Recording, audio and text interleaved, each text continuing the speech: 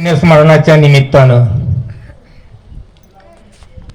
तुकोबारायांनी म्हटल्याप्रमाणे तुका म्हणे एक मरणेची सरे उत्तमची उरे कीर्ती माझी. दादा देहरूपाने आज तुमच्या आमच्यामध्ये नाहीत, पण कीर्ती रूपाने मात्र निश्चितच ते या भूमीमध्ये वास्तव्य करत आहेत असं म्हणावं लागेल. 1 वर्षाच्या कालखंडामध्ये ज्या ज्या वेळेस सरदवाडीला येणं झालं त्यावेळेस दादांची स्मृती ही मनामध्ये कायम दरवळत राहिली.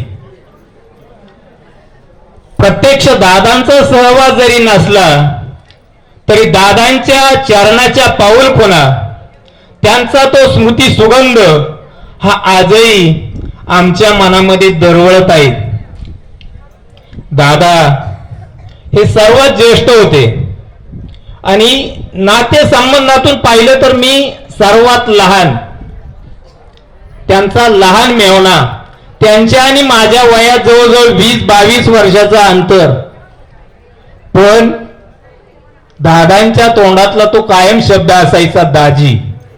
सुरुवातीला मला थोडस ॲक्वर्ड वाटायचं, एवढे मोठे वयानं आणि आपल्याला दाजी म्हणतायत. मी त्यांना बऱ्याच वेळा म्हटलो सुद्धा, पण त्यांच्या मनामध्ये नातेवाईकांबद्दल जी आस्था होती, जे प्रेम होतं, ते त्यातून दिसून येत होतं. वय महत्वाचं नाही, नातं महत्वाचं आहे असं मानणारे दादा. आणि या दादांच्या जीवनावर आज महाराजांनी जो कीर्तन सेवेसाठी अभंग घेतला, महाराज आतापर्यंत अनेक कीर्तन ऐकली, तुम्ही खरोखरच दादांच्या स्मृतींना साजेल, दादांच्या जीवनाला साजेल असा अभंग घेतला. प्रारब्ध या शब्दावर तुम्ही संपूर्ण कीर्तन केलं, त्याचं मी आता इथं विवेचन करत नाही. फक्त देह तव आहे प्रारब्ध आधीन, देह तव आहे प्रारब्ध आधीन, याचा मी कासीन वाहू भार. दादांनी आपल्या जीवनामध्ये खूप बहार वाहिला. डोळ्या देखत आलेली संकट पाहणं आणि ती पचवणं हे फक्त दादांना शक्य होतं. आणि आताच तिरंग्याचा उल्लेख झाला, त्या तिरंग्यामध्ये लपेटून दादांचा देह नेण्यात आला. खरोखरच दादांचं जे जीवन होतं त्या तिरंग्यामध्ये जे 3 रंग आहे, त्या 3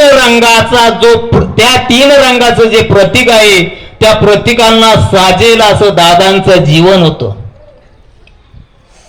त्याग, समाजासाठी नातेवाईकांसाठी त्याग केला, कुटुंबासाठी गती राखावी, प्रगती व्हावी, हरित क्रांती व्हावी म्हणून चक्रासारखं त्यांनी स्वतःचं जीवन गतिमान केलं. शांतीचा प्रतीक सफेद रंग, शांतता त्यांनी आपल्या जीवनामध्ये अंगीकारली. आणि म्हणून त्यांच्या या जीवनाला अखेरची श्रद्धांजली वाहण्यासाठी आम्ही आज या ठिकाणी उपस्थित आहोत. जाता जाता एकच म्हणेल,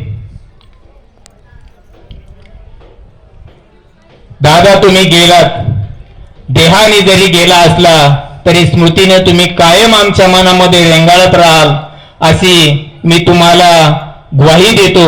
मी माझ्या संकल्प परिवाराच्या वतीनं, सर्व नातेवाईकांच्या वतीनं, दादांचे मेवणे अर्थात आमच्या सर्व साडू बंधूंच्या वतीनं दादांना विनम्र अशी श्रद्धांजली समर्पित करून या ठिकाणी थांबतो. रामकृष्ण हरी.